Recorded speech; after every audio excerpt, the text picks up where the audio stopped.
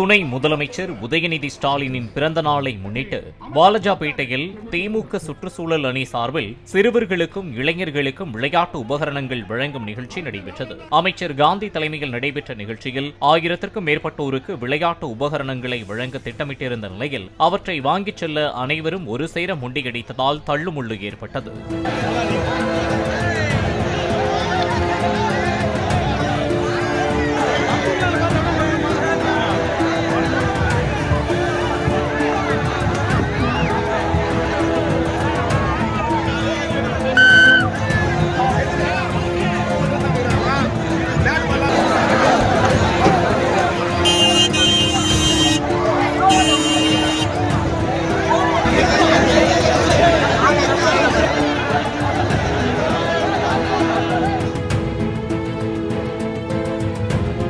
Play store மற்றும் app ஸ்டோரில் இருந்து பாலிமர் செயலியை QR கோடு மூலம் பதிவிறக்கம் செய்யுங்கள். செய்திகளை உடனுக்குடன் பெறுங்கள்.